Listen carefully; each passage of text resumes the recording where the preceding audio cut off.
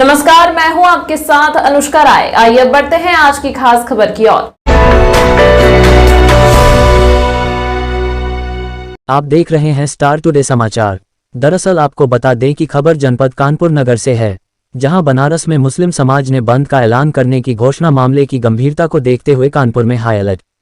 महानगर में सुरक्षा की दृष्टिकोण से धारा 144 लागू कर दी गई। कानपुर शहर के भीड़भाड़ वाले इलाके में पुलिस ने रूट मार्च कर आम जनमानस को सुरक्षा प्रदान करने का आश्वासन दिया। कानपुर के जेसीपी आनंद प्रकाश तिवारी ने बताया कि बनारस में मुस्लिम समाज ने बंद का ऐलान करने की घोषणा।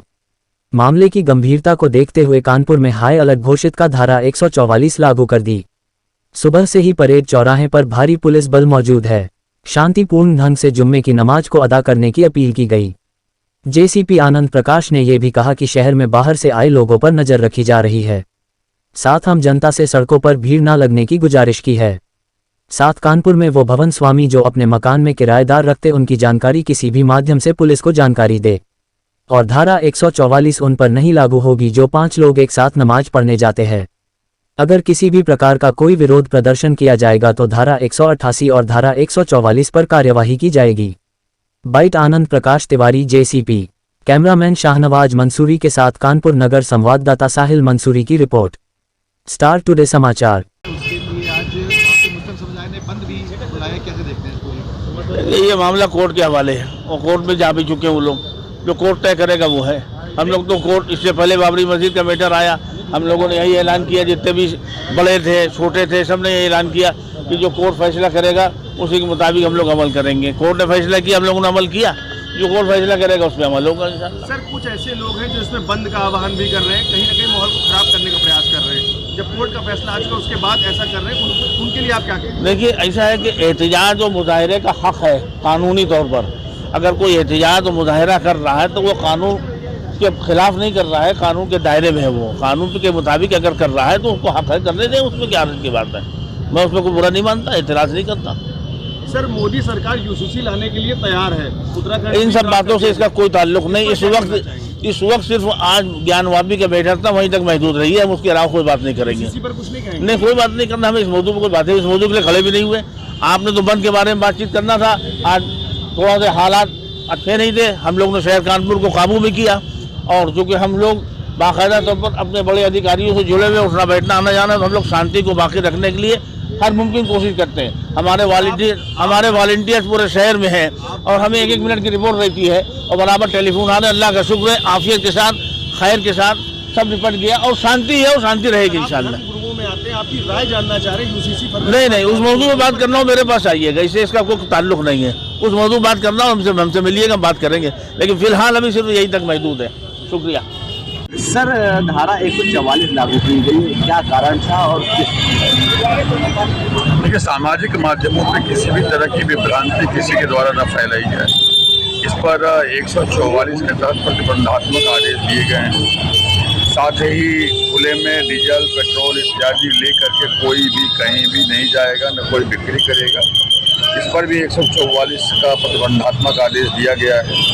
साथ ही एक तीसरा आदेश भी दिया गया है कि यदि कोई व्यक्ति कहीं का भी अगर कानपुर नगर में किसी के द्वारा अपने घर में रेंटेड अकोमोडेशन के रूप में, पेइंग गेस्ट के रूप में अपने लॉज में रखा जाता है तो उसकी सूचना वो थाने को देंगे और वो चाहे व्हाट्सएप से दें, मेल से दें, वो खुद हार्ड कॉपी ले आके पहुँचाएँ, ये उनकी नैतिक जिम्मेदारी है। और इसके लिए भी 144 के तहत प्रतिबंधात्मक आदेश देते हुए सुनिश्चित किया गया है कि यदि इसका वायलेशन किया जाएगा तो 188 के तहत इस पर कार्रवाई भी की जाएगी। ये सारी चीज़ें अमन पसंद हमारी जो आवाम है यहाँ पे, उसको किसी प्रकार की तकलीफ ना हो। कहीं कोई ऐसा व्यक्ति जो बाहर से आकर के अनावश्यक रूप से यहाँ पे सिचुएशन क्रिएट न करे, कोई व्यक्ति सामाजिक माध्यमों में अपप्रचार न करे और किसी भी तरह से किसी भी व्यक्ति के द्वारा कोई प्लानिंग और एग्जीक्यूशन न हो, वो सुनिश्चित करने के लिए हम लोगों ने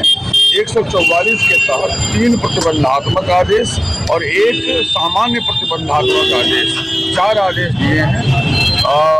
यह भी हम सुनिश्चित कर रहे हैं कि कई बार ऐसा होता है कि अराजक तत्व, ऐसे तत्व जिनका ऑब्जेक्टिव चीज़ों को बिगाड़ना होता है, उनकी अलग मंशा होती है ऐसे लोग जो है वो हमारे समाज के भीतर आकर के अमन पसंद आवाम को परेशान करने के उद्देश्य से तमाम चीज़ें कर देते हैं।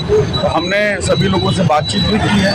हमारे जो यहाँ पर तमाम क्षेत्र विद्वत जन, अलग अलग हमारे धर्मों के जो आचार्य हैं, जो हमारे उनके शहर काजी लोग हैं, जो मौलाना साहब लोग हैं, जो हमारे मस्जिदों के इमाम हैं, मंदिरों के जो पुजारी हैं, मुख्य पुजारी हैं, धर्माचार्य हैं, हमने सभी से बात की है।